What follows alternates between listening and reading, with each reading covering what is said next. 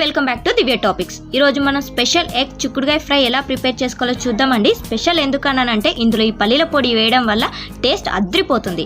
మీరు కూడా తప్పకుండా ట్రై చేయండి, చాలా బాగుంటుందండి. లేట్ చేయకుండా మన టాపిక్లోకి వెళ్ళిపోదాం. ఇప్పుడు మనం కావాల్సిన ఐటమ్స్ చూద్దామండి. ముందుగా చిక్కుడుకాయ 250 గ్రామ్స్ తీసుకొని ఒకసారి ఫ్రెష్గా కడుక్కోండి. వాటర్ పోసుకొని ఇందులో సాల్ట్, పసుపు వేసుకొని ఉడికించుకొని పక్కకు పెట్టుకోండి. 4 ఎగ్స్ తీసుకోండి. నెక్స్ట్ కరివేపాకు ఒక రెమ్మ తీసుకోండి.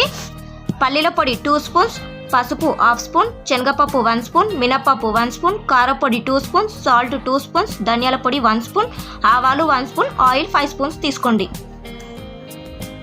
నెక్స్ట్ ఆనియన్ ఒకటి పెద్ద తీసుకొని చిన్న ముక్కలుగా కట్ చేసుకోండి. వెల్లుల్లి 8 పీసెస్ తీసుకోండి. ఇప్పుడు తయారు చేసే పద్ధతి చూద్దామండి. ముందుగా కడాయి పెట్టుకోండి. ఇందులో ఆయిల్ వేసుకోండి. ఆయిల్ మనకి బాగా హీట్ అయిన తర్వాత ఇందులోనే ఆవాలు వేసుకోండి.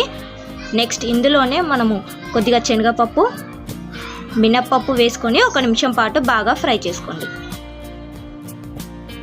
చూడండి మనకు బాగా ఫ్రై అయింది కదండి. ఈ స్టేజ్లోనే వెల్లుల్లి, కట్ చేసిన ఆనియన్ వేసుకొని ఇందులోనే కరివేపాకు వేసుకొని 1 నిమిషం పాటు బాగా ఫ్రై చేసుకోండి. ఈ స్టేజ్లోనే మనం ఎగ్స్ అని పగలగొట్టి వేసుకోండి. ఇందులోనే పసుపు, ధనియాల పొడి, కారపొడి వేసుకొని ఒకసారి బాగా కలుపుకోండి. మంటని మీడియం ఫ్లేమ్లో పెట్టుకొని చేసుకోండి. టైం తీసుకొని చేయండి, చాలా బాగుంటుందండి. టేస్ట్ కూడా అంతే బాగుంటుంది. మనం ఎప్పుడు చేసే కర్రీ కన్నా చాలా డిఫరెంట్గా ఉంటుంది. టేస్ట్ మాత్రం అదిరిపోతుంది. ఇందులోనే మనం ఉడికించి పెట్టుకున్న చిక్కుడుకాయ మొత్తం వేసేసుకొని ఒకసారి బాగా కలుపుకోండి. మనకు ఆయిల్లోనే 1 నిమిషం పాటు బాగా ఫ్రై చేసుకోండి. ఈ స్టేజ్లోనే సాల్ట్ వేసుకోండి. నెక్స్ట్ ఇందులోనే పల్లీల పొడి మొత్తం వేసేసుకోండి. వేసుకొని ఒకసారి బాగా కలుపుకోండి.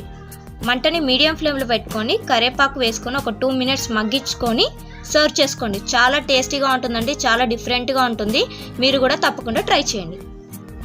ఇందులో ఈ పల్లీల పొడి వేయడం వల్ల టేస్ట్ చాలా బాగుంటుందండి. మీరు కూడా తప్పకుండా ట్రై చేయండి.